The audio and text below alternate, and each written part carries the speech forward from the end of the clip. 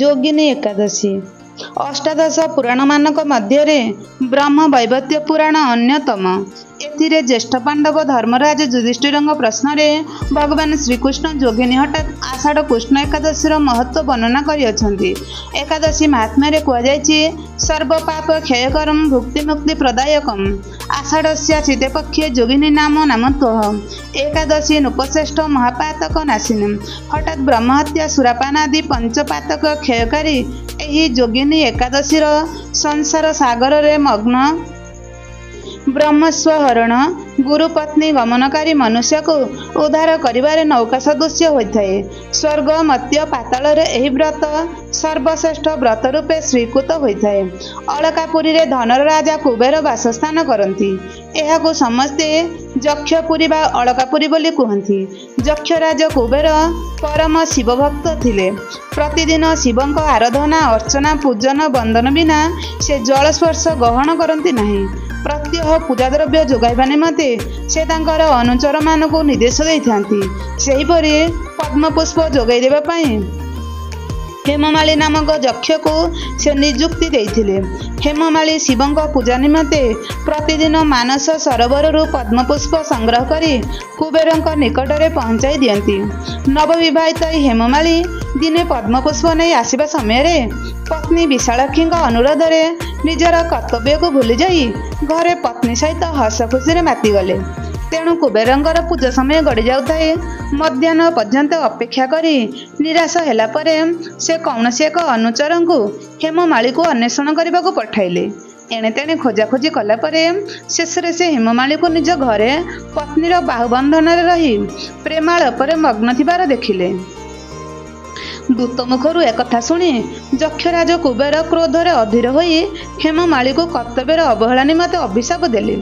ନବବିବାହିତା ସୁନ୍ଦରୀ ପତ୍ନୀର ପ୍ରେମରେ ପଡ଼ି ସେ କର୍ତ୍ତବ୍ୟର ଅବହେଳା ପ୍ରଦର୍ଶନ କରିଥିବାରୁ ତାକୁ ପତ୍ନୀ ବିଚ୍ଛେଦ ଜନିତ ଦଣ୍ଡ ଭୋଗିବାକୁ ହିଁ ହେବ ବୋଲି କହିଲେ।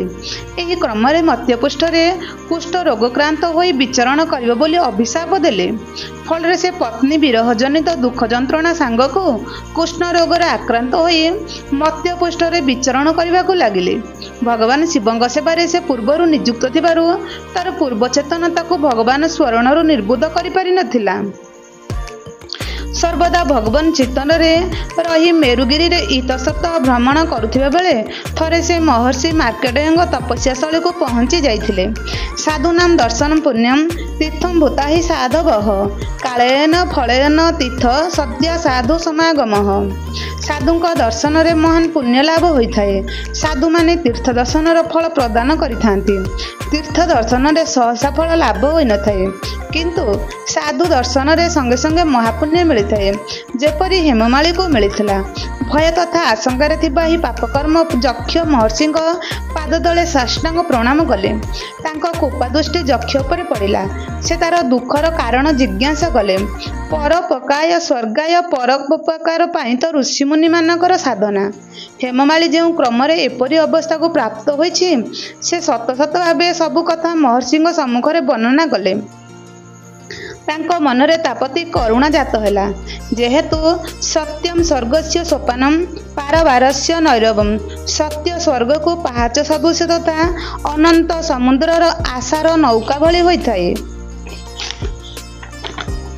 ଏଣୁ ସେ ତାକୁ ଆଷାଢ଼ କୃଷ୍ଣପକ୍ଷ ଏକାଦଶୀ ହଠାତ୍ ଯୋଗିନୀ ନାମକ ଏକାଦଶୀ ବ୍ରତ କରିବାକୁ ପରାମର୍ଶ ଦେଲେ।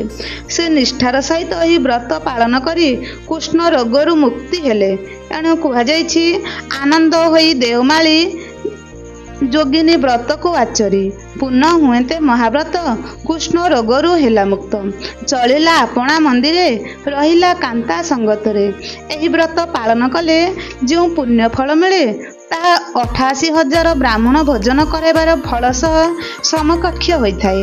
ଆମ ଓଡ଼ିଶାର ଆଷାଢ଼ କୃଷ୍ଣ ଏକାଦଶୀକୁ ଖଲିଲାଗି ଏକାଦଶୀ ବା ଅଣସର ଏକାଦଶୀ ଭାବେ ପରିଚିତ।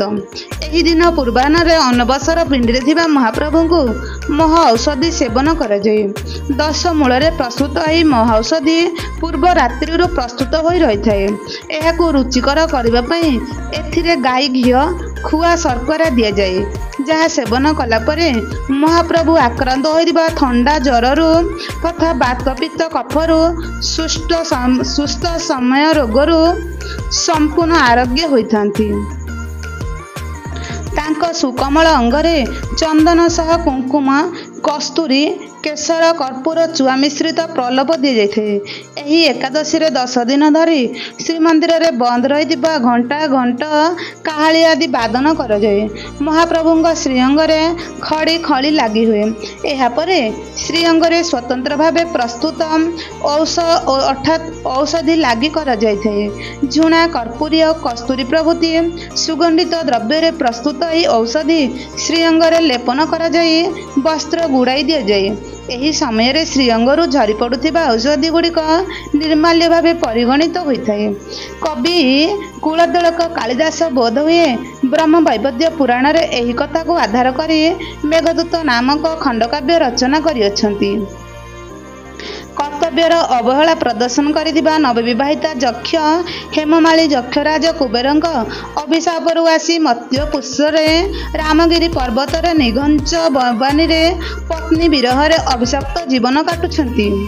ତାଙ୍କ ମତରେ ରାମଗିରି ଓଡ଼ିଶାର କୋରାପୁଟ ଅଞ୍ଚଳର ଇତ୍ୟବସରରେ କିଛି ଦିନ ଅତିକ୍ରାନ୍ତ ହୋଇ ଆଷାଢ଼ ମାସ ହଠାତ୍ ବର୍ଷା ଋତୁ ଆସି ଉପଗତ ହୋଇଛି। ଶୃଙ୍ଗାରୀ କବି କାଳିଦାସ ଲେଖିଛନ୍ତି, ନବଘନ ଦର୍ଶନରେ ପତ୍ନୀ ବିଚ୍ଛେଦ ଜନିତ ଦୁଃଖ ବହୁଗୁଣିତ ହୋଇଥାଏ। ଏଣୁ ବୋଧହୁଏ ଦକ୍ଷିଣରୁ ଉତ୍ତର ଆଡ଼କୁ ଭାସି ଯାଉଥିବା ମେଘ ଆଗରେ ବନ୍ଧୁ ଭାବି ଯକ୍ଷ ତାର ହୃଦୟ ବେଦନା ଜଣାଇ ଅଳକାପୁରୀ ଯିବାକୁ ତାକୁ ଅନୁରୋଧ କରିଛି। ବର୍ଣ୍ଣନା ଚାତୁରୀ ପ୍ରଦର୍ଶନ କରି କେଉଁ ବାଟ ଦେଇ ଯିବାକୁ ହେବ ତାର ଏକ ଚିତ୍ର ଅବତରଣ କରି ଶେଷରେ ଅଳକାପୁରୀରେ ପହଞ୍ଚି ନବ ପରିଣୀତା ପତ୍ନୀକୁ ସନ୍ଦେଶ ଦେବାକୁ ନିବେଦିତ କରିଛି। ମେଘ ନିର୍ଜୀବ ଜାଣିବି କାମୀ ହେମମାଳୀ ନିଜର ଦୁଃଖକୁ ତା ଆଗରେ ପ୍ରକାଶ କରିବାକୁ କୁଣ୍ଠା ପ୍ରକାଶ କରିନାହିଁ। ପତ୍ନୀର କୁଶଳ ଜିଜ୍ଞାସା କରି ଶେଷରେ ସେ ଯଥା ସମୟରେ ଅଳକାପୁରୀରେ ପହଞ୍ଚିବେ ବୋଲି ସନ୍ଦେଶ ଦେଇ ଆତ୍ମା ବିଶ୍ଳେଷଣ କରିଛି। ଯୋଗିନୀ ଏକାଦଶୀ ବ୍ରତ କଥା ସହିତ ମେଘଦୂତ ଖଣ୍ଡକାବ୍ୟର ସମ୍ବନ୍ଧ ଏଥିରେ ସ୍ପଷ୍ଟ। ତେଣେ ବିଭିନ୍ନ ଆଖ୍ୟାନରୁ ଏହା ସ୍ପଷ୍ଟ ହୁଏ ଯେ ଏହି ଯୋଗିନୀ ଏକାଦଶୀର ମାହାତ୍ମ୍ୟ ଅନ୍ୟାନ୍ୟ ଯାହା ବ୍ରତଧାରୀଙ୍କର ପାଳନୀୟ। ଏହି ଏକାଦଶୀର ପ୍ରତ୍ୟକ୍ଷ ସମ୍ପର୍କ ରହିଛି ମହାପ୍ରଭୁ ଶ୍ରୀଜଗନ୍ନାଥଙ୍କ ସହିତ। ଏଣୁ ଏହି ଏକାଦଶୀ ବ୍ରତ ପାଳନ କରି ଆମେ ନିଜକୁ ଧନ୍ୟ କରିବା ସଙ୍ଗେ ସଙ୍ଗେ ଆସନ୍ତୁ ମୁକ୍ତିର ବାଟ ଖୋଜିବା। ନମସ୍କାର ଦର୍ଶକ ବନ୍ଧୁ, ମୋର ଏହି ଭିଡ଼ିଓରେ ଯଦି କିଛି ଭୁଲ ଥାଏ ତାହେଲେ ମୋତେ କ୍ଷମା କରିବ। ଆଉ ମୋର ଭିଡ଼ିଓରେ ନୂଆ ଥିଲେ ସବସ୍କ୍ରାଇବ୍ କରିବ, ଲାଇକ୍, କମେଣ୍ଟ, ସେୟାର ବହୁ ମାତ୍ରାରେ କରନ୍ତୁ। ରହୁଛି। ଜୟ ଜଗନ୍ନାଥ।